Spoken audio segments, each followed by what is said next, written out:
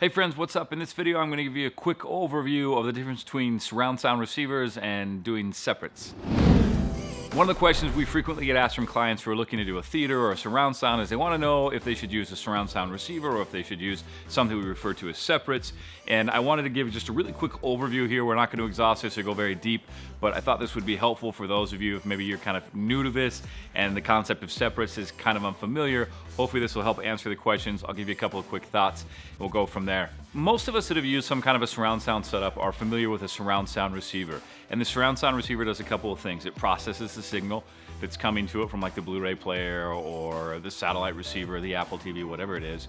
And then it amplifies the speakers for us. This is a major oversimplification of what's going on, okay? But so we have a surround sound receiver here, and it's processing the signal, and then at the same time it's processing the signal, it's sending the signal out to the projector. So there's an HDMI running out to the projector or the TV, and then it's amplifying every one of these speakers.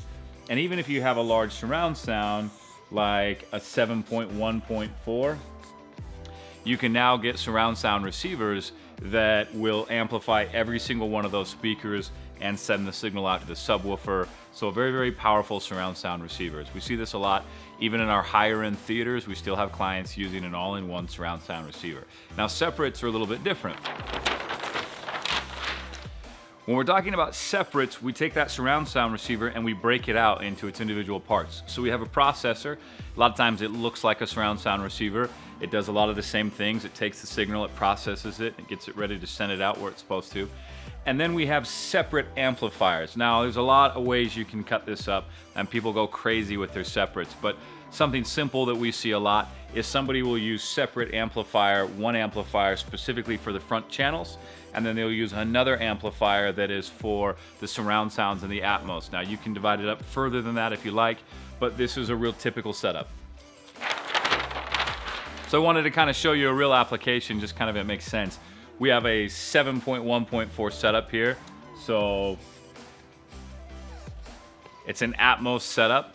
And what we would be doing is the processor would pre-process everything, send the signals where it's supposed to.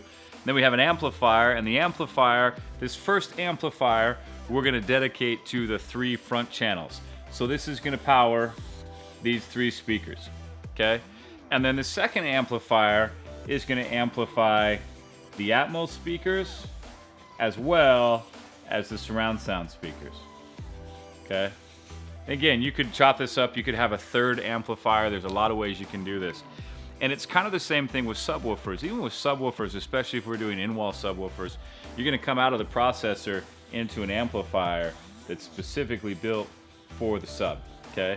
And then this is gonna power your subs and send the signal to the subs. So this is kind of how it looks when you're doing separates. That's what we're referencing, is we're separating out the different tasks that surround sound receiver is doing and letting a dedicated piece of equipment focus on just one task instead of trying to do all the tasks inside of one box. So you'll hear lots of different analogies for the difference between running speakers on a surround sound receiver or using separates and dedicated amplifiers to kind of illustrate the picture. But I mean, essentially, it's sort of like trying to run on one leg. You have the ability to run much faster on both legs. If you're using a surround sound receiver, it's a little bit like running on one leg. If you're running separates and extra amplifiers, it's like running on 2 legs. You're maximizing the power and the energy that's going to those speakers. They're gonna run a lot more efficiently. They're a lot less likely to clip. They're gonna sound much better. Everything in the performance is gonna be better because you're giving it the performance that it needs. And so you definitely benefit from doing amps. Now the obvious question is, do I really need separates? And all systems are gonna benefit from separates, but I don't think that all applications necessarily warrant separates. You know, if your total budget on a theater, including the projector and the screen and the surround sound system, is $10,000 or less, I probably wouldn't worry about using separates. You can find some really good surround sound receivers that are going to sound amazing.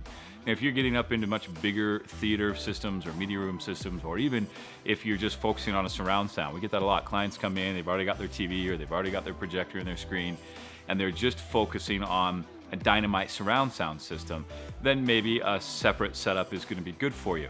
Now the cool thing is you can always grow into separates later. So you can start out with a really nice surround sound receiver. Down the road you can swap it out for a processor and for separates. Some of the surround sound receivers out there, Denon comes to mind, one of their 7.1.4 Atmos receivers actually requires you to use separate amplifiers for several of the channels. So you get some of that in some of the receivers already. But my point is, if you have to kind of place your budget one place or the other, I usually encourage our clients to put the budget in the speakers first, and then down the road it's very easy to upgrade and change and convert over to some kind of a separate solution, but start out of the gates with an all-in-one surround sound receiver. You get a lot of different advice on this, you hear a lot of different opinions. I don't know that one way is necessarily better than the other. My thing here is I just wanted to review this with you for a second so it kind of makes sense. It's a little bit less abstract. That way when you're designing your theater and you're hearing about things like separates and power, you kind of have some idea of what we're talking about. We could do tons of videos just going into amplification and power and when it's cleaner or better power and the best types of processors, and we could really geek out about it.